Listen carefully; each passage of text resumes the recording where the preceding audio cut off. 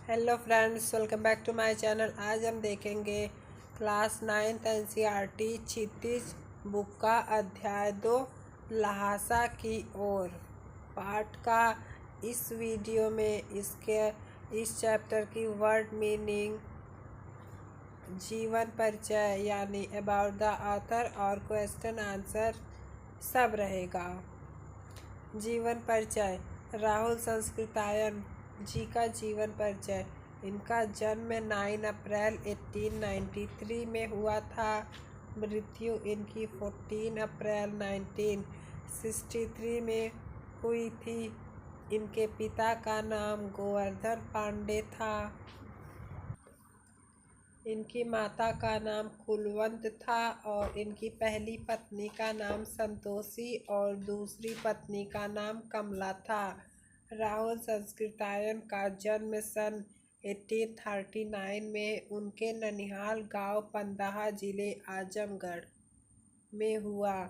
उनका पैतृक गांव का नाम कनैला था। उनका मूल नाम केदार पांडे था। उनकी शिक्षा काशी, आगरा और लाहौर में हुई।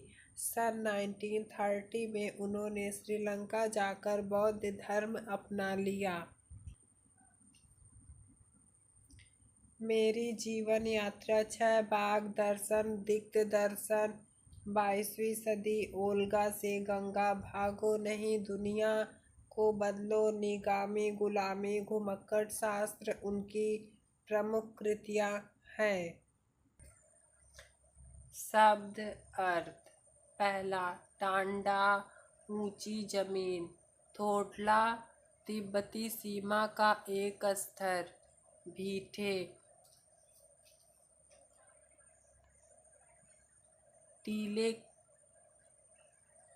टीले के आकार का सा ऊंचा स्थान।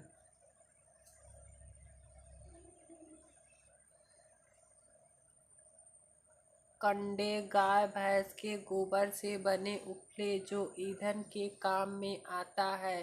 सत्तू भुने हुए अन्न। चीरी फाड़ी हुई।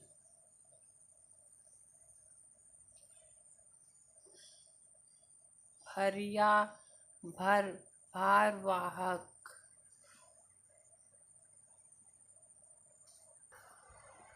प्रश्न अभ्यास। थोडला के पहले के आखिरी गांव पहुंचने पर भिखमंगे के वेश में उन्हें होने के बावजूद लेखक को ठहरने के लिए उचित स्थान मिला, जबकि दूसरी यात्रा के समय भद्र वेश में उन्हें उचित स्थान नहीं दिला सका। क्यों? उत्तर। थोडला के पहले के आखिरी गांव पहुंचने पर भिखमंगे के वेश में होने के बावजूद लेखक को ठहरने के लिए उचित स्थान मिला, क्योंकि उनके साथ मंगोल भिक्षु सुमति था, जिसकी वहां अच्छी जान पहचान थी। श्रद्धा भाव के कारण लोग ने उनके ठहरने का उचित प्रबंध किया। किंतु 5 साल बाद जब वह भद्र यात्री के रूप में वहां गए तो किसी अनिष्ट के होने की आशंका से उन्हें ठहरने के लिए उचित स्थान नहीं मिला। प्रश्न 2। उस समय के तिब्बत में हथियार का कानून न रहने के कारण यात्रियों को किस प्रकार का भय बना रहता था?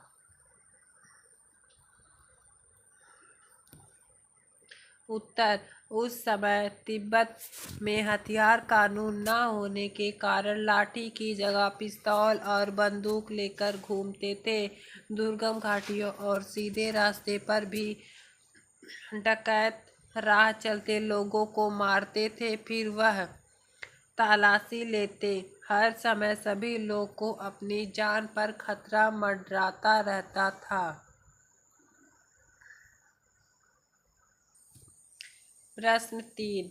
लेखक लंडकोर के मार्ग में अपने साथियों को किस कारण पिछड़ गया? उत्तर।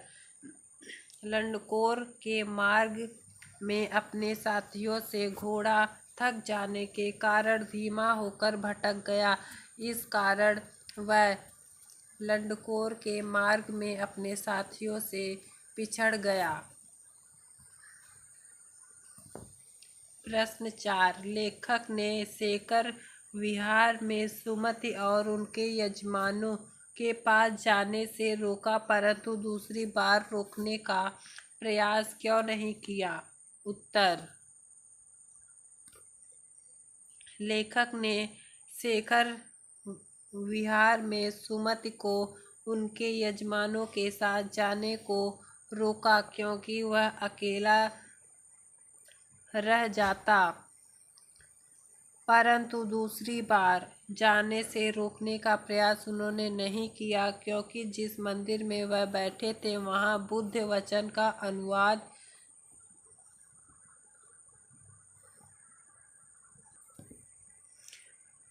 की 103 पोथियां थीं, जो कि हस्तलिखित थी, और लेखक अध्ययन करके उनके विषय में जानना चाहता था, इसलिए उन्होंने जाने से नहीं रोका।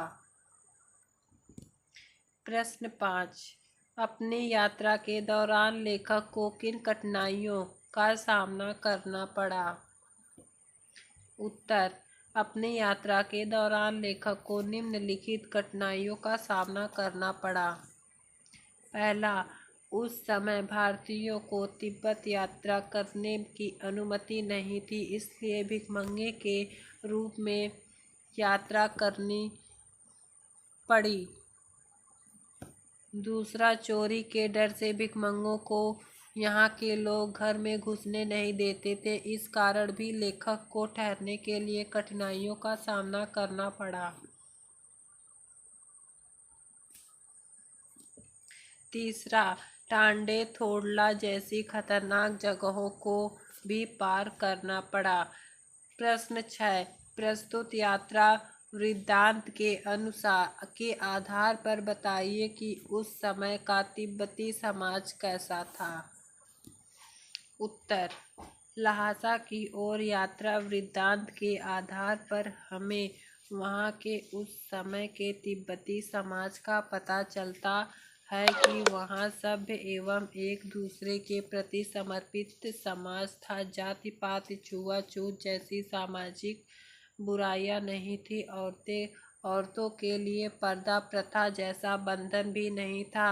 अपरिचित व्यक्तियों को लोग खाने पीने की वस्तुएं दे देते थे। हथियार कानून न होने के कारण लोग खुलेआम हथियार लेकर घूमते थे और किसी का खून करने में नहीं हिचकिचाते थे।